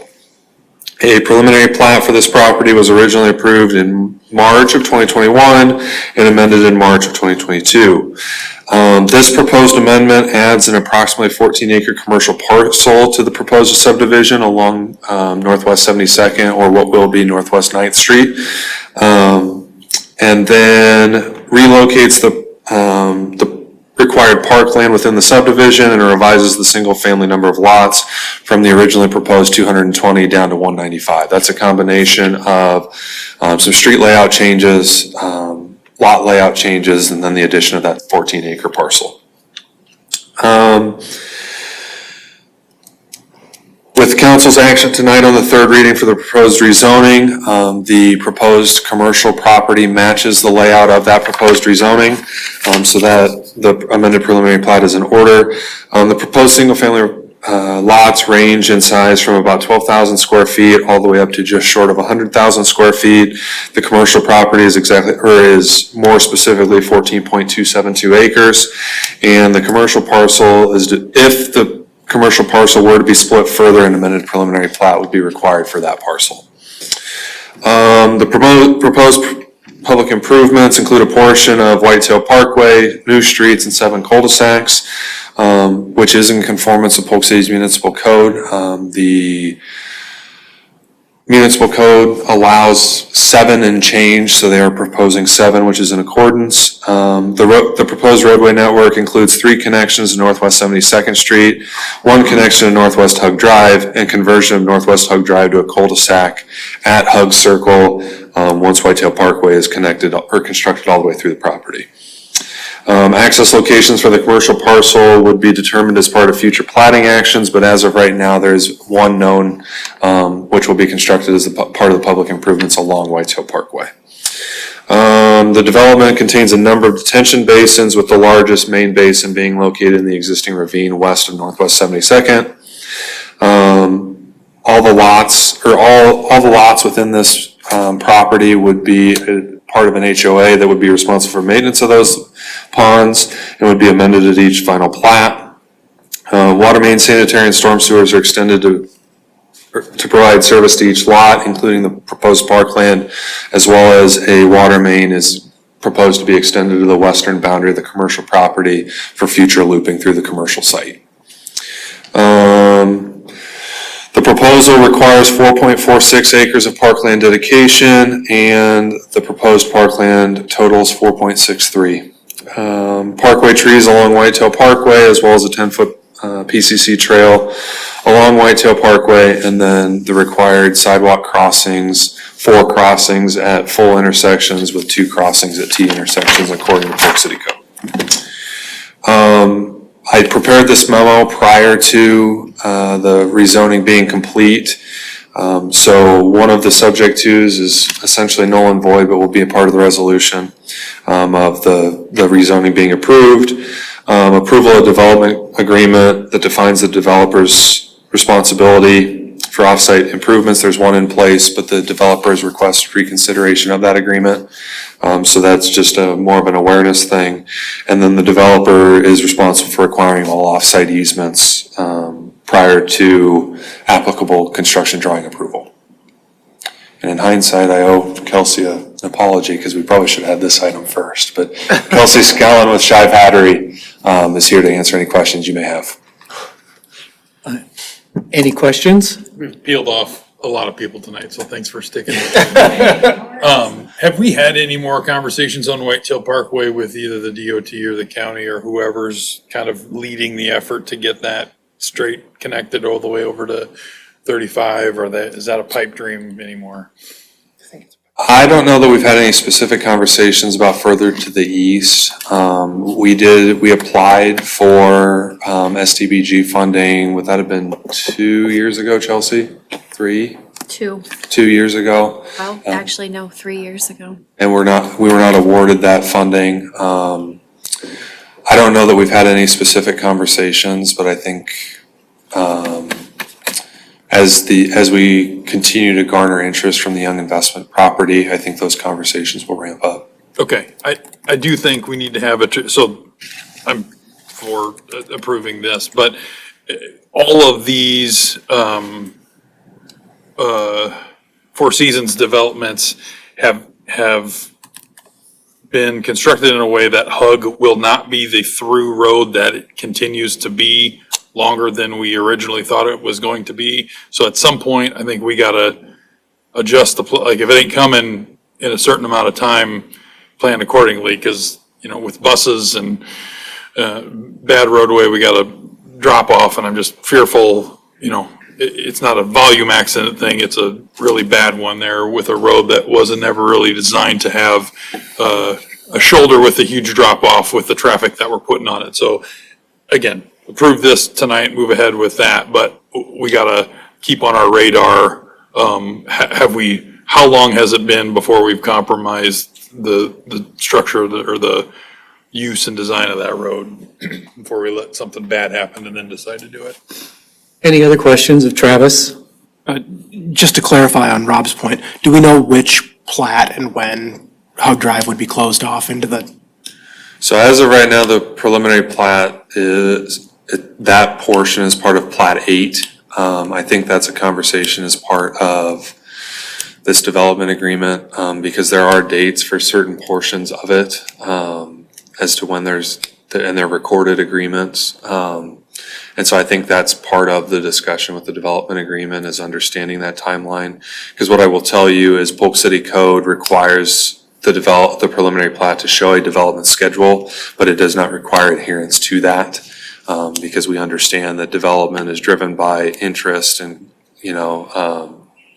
economic factors, and sometimes, different lots hit at different times. So that's part of the development agreement conversation, but we do, and I would have to go revisit those development agreements to give you specific dates, but there are requirements for that. The current phasing, I will say, is, I don't want to say significantly better because it makes it sound bad, but Plat 2 and Plat 3 of this subdivision, it would intend to make the connection from 72nd to what was originally Buckstown Drive and will now be Northwest 13th Street. There is an existing portion of right-of-way that's already dedicated there.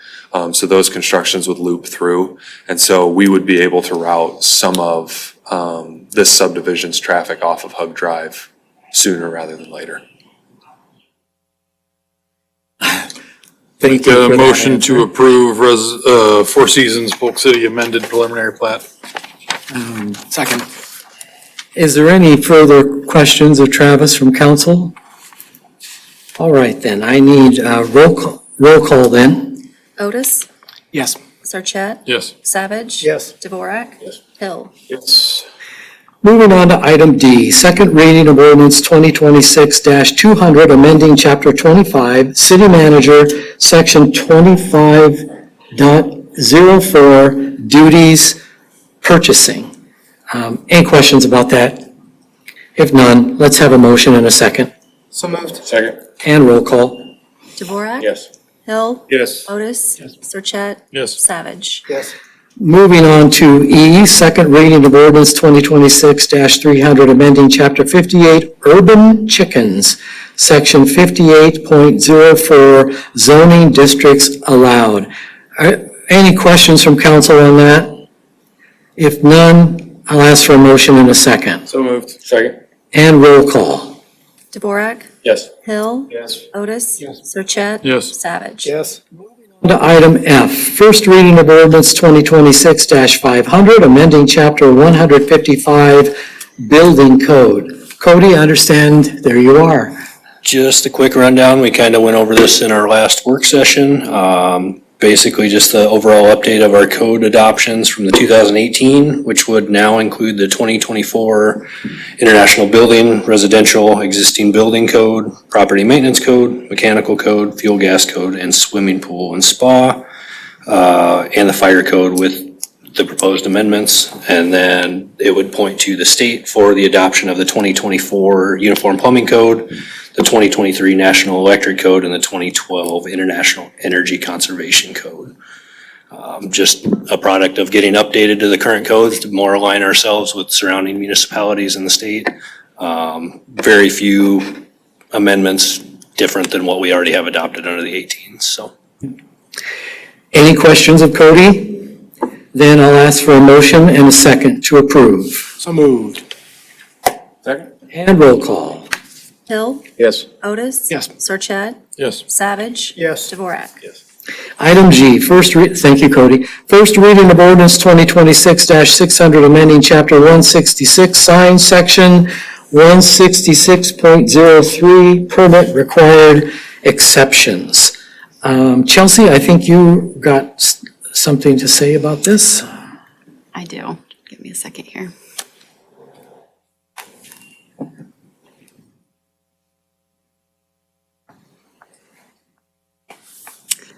Okay, tonight for the city council to consider is an ordinance amending chapter 166, which is specific to temporary signage in the right-of-way. Per the last city council meeting, it was requested that the city allow temporary American flags to be installed in the city right-of-way. Based off of the information that I was given at the last meeting, I've asked the city attorney to work on amending our ordinance. So the way the ordinance is currently written is it would allow temporary American flags approved by the city manager to be installed up to 4 times a year, and each period would not exceed 10 days. The Comet Wrestling Club, which was at the last council meeting, had requested that the flags be installed at the 3 holidays, major summer holidays, which include Memorial Day, the 4th of July, and Labor Day. I asked for it to be rounded up to 4 in case there was another holiday that wanted to be recognized. And a period of not to exceed 10 days. I've put some additional language in this section of the code that would allow certain regulations of the flags. But it was my understanding that the city council wanted this on the council agenda for tonight and an optional waive the second and third reading so that the Comet Wrestling Club could begin this fundraising opportunity. I'm happy to answer any questions the council may have on this matter. So if we're adding a fourth one, in addition to what we expect to be Memorial Day, 4th of July, and Veterans Day, or Labor Day. That might be the fourth one. There you go. That's kind of where my question is going. Who decides what that fourth one is? It doesn't say, all it says is that there's 4 periods per year. That's all it says. So I think there's So some if- discretion that can be given if they want to choose Patriots Day instead, or that is the fourth holiday. But what if it's like another group that comes in with an idea and wants to snatch up those holidays, those 4 periods that we've got outlined before Combat Wrestling Club comes in? If we're not outlining which ones they are. I think the way that this is written will allow anybody that wants to install American flags in the right of way, as long as they file a permit with the city. I don't think the city can pick and choose who they give permits to and who they deny permits Kind of to. where I'm going with us deciding which of the holidays. But if you're saying it's each individual homeowner can have 4 periods of 10 days, is that what you're meaning to lay out here with this? Yes. Okay, Yes. then that's great. That works. Any questions of Chelsea? Just one quick one, Chelsea. So I assume that the responsibility for the person that's setting stuff in the right of way has to call the 1-800-DIG. Yes, correct. We don't state that anywhere in our guidance, right? That might actually already be in our code of ordinances. I just know it was a topic we discussed, right? It Last was. time, so. It is it is a state law. You're required to follow that procedure. So yes, you would have to call, the 1-800 number before you install anything. Mhm. Any further questions of Chelsea? Motion to approve first reading of ordinance 2026-600. Can you make it to waive the second and third? Need a second motion Okay. on that. All right, roll call. Dvorak. Yes. Hill. Yes. Sorry. Otis. Yes. Sarchet. Yes. Savage. Yes. All right, then item number H, discussion of sale of property. We need a motion to On one. waive the second and Yeah. third reading of ordinance 2026-600. Yes, are you making that motion? You did. Thank you. And do we have a second? And roll call. Hill. Yes. Otis. Yes. Sarchet. Yes. Savage. Yes. Dvorak. Yes. Moving on to H, discussion of sale of property located at 300 South Fourth Street. This is, an item on the agenda is just a discussion. So let's open that discussion of that topic. Who'd like to begin? I will lead off, and then I will need some of the council members to chime in on this matter. The city acquired the lot at 300 South Fourth Street several years ago, and the anticipation was that the city would consider constructing a police station on that lot. The city invested some money into the purchase of 4 houses that used to be located on the lot, and then the city demolished those 4 houses after we took possession. And I think the city has an estimated $900,000 invested in this lot. Some of the council members have indicated that they would like to consider selling this parcel and looking at different lots that could be available for a future police station, which is why the matter's on the agenda tonight. This is just a discussion matter, so does the council have anything that they'd like to add to the discussion of sale of this property? Yeah, so I'll kick things off since I had asked for this. I would describe it a little bit differently. As I remember the discussions on the acquisition of this property, it was for multiple reasons with the potential city hall, or excuse me, police station. I would distinguish between the decision to do it and the future use. That's why I don't see this being a change as we move ahead. But let's get a little bit more information to the commercial viability of what this could look like. And the reason that I was pushing for the timing is we've got some other commercial property that's available. And in the meantime, since we talked about this and now, some interest on our other property on the same road here. So if I would like to be thoughtful about both developments and make a decision, because obviously one affects the other. We've got limited options on the amount of traffic that can flow through there. We've changed our comprehensive plan to make this essentially all commercial, and so having an idea on what this could be, and getting some feedback from the market developers to have an idea. So what I'm asking for is to make it known that it's available, and then at a later date, determine, if it leads to an offer, what does that mean for city hall development? Gosh, I keep doing that. Police station development. This is just to get, at this stage, not saying we convert it to commercial from police station use, but try to get a little bit more information as to what it could look like, what we could bring in, some options for the site, and then make a decision. Because I don't know that we have enough to say what it would look like given our investment here. Does that make sense? Is that property zoned government or commercial? Pretty sure it's government. Did we change it to government a few years ago when we cleaned up? So we would have to change that too. If you were to sell it, yes. Okay, if we were to sell it. That doesn't impact the awareness that it's available. Right, okay.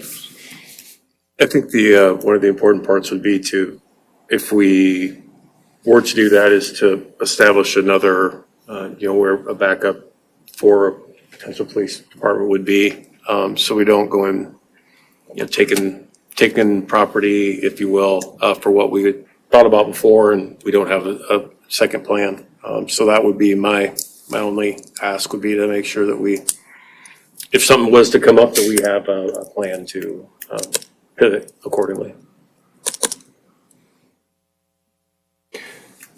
Yeah, I guess I would like to say that I'd like to understand what it looked like to what you were pitching, Rob, about the viability, right? Understanding what that process would look like. I think it's a good idea, but I don't understand what that consists of. The fact that we are wanting to make that a commercial corridor, I support that, but I wholeheartedly agree with what Dave said. I would like to kind of have an idea if we do sell that and develop that area, does that really limit our options where we could potentially build a new police department? So I'm interested in a feasibility or understanding what that's going to look like, but at the same time having conversations about an alternative. How many acres is it? 0.9, 0.9 acres and 0.91, 9.1. And how much did the city spend to acquire it? approximately $900,000 for acquiring all 4 of the properties and demolition and cleanup of the buildings. Shit. Anything else? Okay, that was just a discussion item on our agenda, so if there, Did you get enough, Chelsea? I think how I would handle this is if we get inquiries for development, I would bring that to the council's attention, very similar to how we've handled 3rd and Davis Street, unless you're asking me specifically to go talk to some development companies to see if they'd be interested. Like, are you wanting me to do like a more formal process for seeking out proposals? I don't know about seeking out proposals, I guess some middle ground, more proactive than just responding to any, I don't know that potential developers know that it's available. So I don't want to get too prescriptive in what we do to make that, like, I'm not saying we'd, sign an agreement with a commercial broker or anything like that, but how can we make it known that this is available and we would entertain options? Like, you could do an RFP like we did for 3rd and Davis Street. Okay. Like we did the RFP for the property and the council rejected all of the bids we received for that RFP. We've not done anything since, and we have gotten inquiries, just word of mouth. So if we did that, what are the costs associated with an RFP? Just time. I mean, we might need some assistance, like engineering assistance, but it's time. Okay. So yeah, I mean, that sounds great to me, of whatever minimal version we can do at no cost to put something together. And I mean, that would drive the interest or in the availability. So I guess, would we want to, if we're going to go this avenue of doing an RFP for this property, when would be the time to look at options for the city, for the police station? Is it after someone has brought something forward related to the RFP, or is it prior to the RFP going out? Well, if we start that process, I think we can maybe add on to a work session that we have. I don't know that we've ever talked about a specific timeline for a new city hall, and then Police station. a new police station, and then, existing options that we would have to put them, and quite honestly, preferences from PD on, what kind of property they're looking for, location, that kind of thing. I think if you're gonna do an RFP, the city council needs to be serious about wanting to sell the property, because if you recall the 3rd and Davis Street RFP, we received 2 proposals. The city council rejected both. You don't recall that? I thought we had 3. Oh, we had 2. Yeah, one for commercial, one for residential development. I don't think you want the reputation that you put RFPs out and don't follow through with them. So that would be my one suggestion. And I think we can word the RFP as such, right? The council has had discussions on how this could be developed I don't.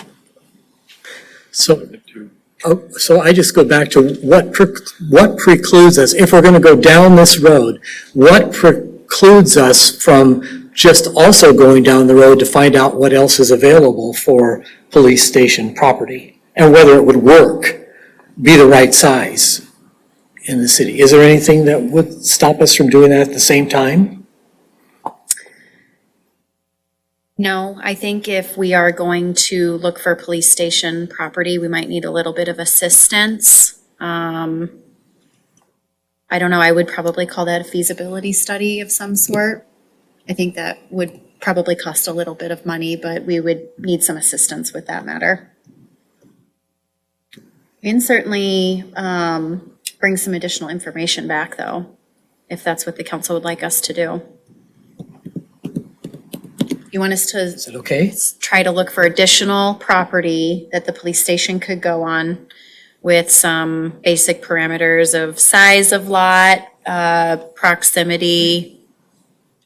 Probably want some help from chief on response. I think we might be getting a little aggressive with that. I mean, I don't know that we've heard a business case on when it's needed. I just want to look out for citizens on the development here. And we do have other properties that it could go on, 3rd and Davis being one of them, Regional Park. So. What, I guess I don't really have anything else to add right now as regarding a different property for size or anything like that, but I could probably come up with some more information. Well, I mean, we have a plan to start looking at that schematic, right? We can't do that without having an idea what the footprint's gonna look like from a property perspective. So if we don't start doing that, we're gonna have to put the schematic stuff on hold. I think if you're gonna do a schematic, we need to have property identified to do the schematic, because they will do drawings based off of the property. That's how the renderings were done for City Hall.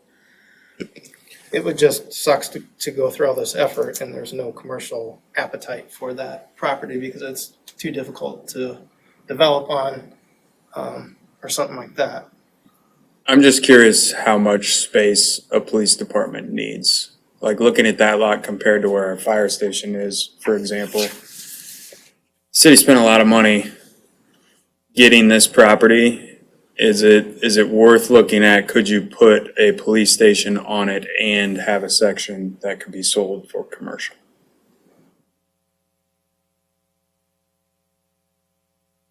Yeah.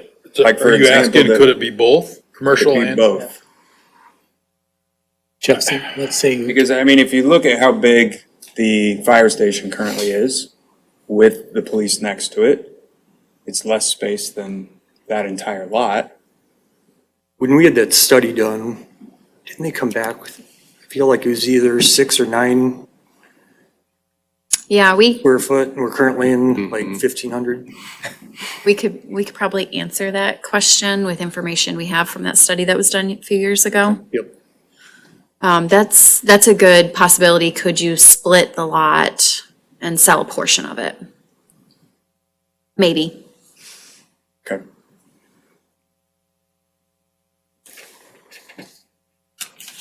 Okay, let us do a little bit of work on the matter and we will, we'll come back to the council in the near future. Okay. Anything else on that item? If not, then we, instead of going to item number 8, which is closed session, we will move to item number 10 first, which is reports and particulars, and give all of our staff the opportunity to exit in advance of closed section. So let's begin with staff. Any report from staff members? All right. How about city manager? Any information? I don't have anything other than Mike Schulte left before the end of the meeting. And I want to thank him for his years of service. He has been tremendous for the city of Polk City for 32 years. He's been our public works director. So congratulations to Mike on his well-earned retirement. Chelsea took the words right out of my mouth. I have worked with Mike the entire 17 years, I guess, been on here so far.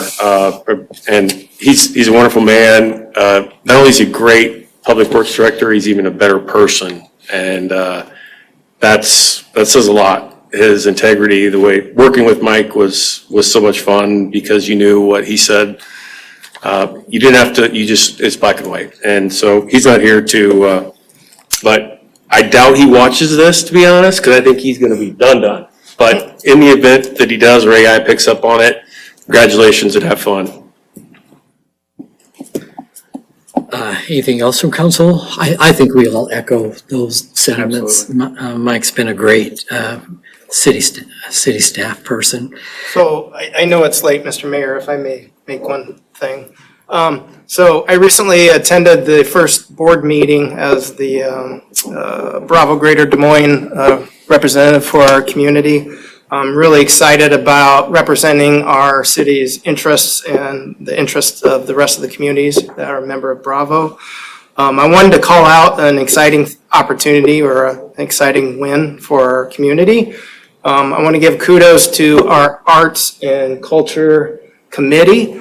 They participated in a pilot grant program with Bravo this year, and they were accepted and awarded $10,000 from Bravo to apply to our Four Seasons music series this year. So I think it's a wonderful example of ROI being part of that program, and look forward to additional things, opportunities to come for our city. That's good news. Yes. Okay, anything else? If nothing else, then we will thank everybody for being here, who's here.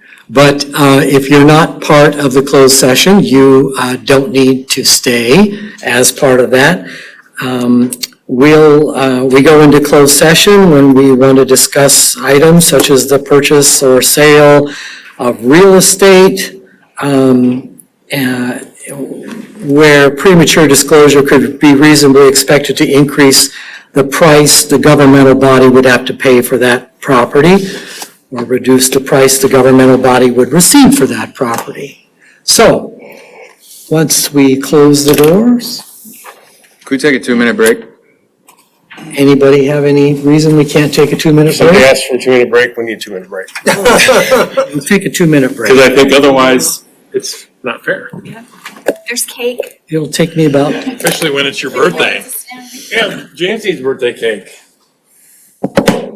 After Mike left, that's the purpose of the cake. Cake. You picked like the longest meeting we've had. That's why I always say, well, Short. Yeah, you tell me. oh, my frosting got hard. Oh, well. Sorry.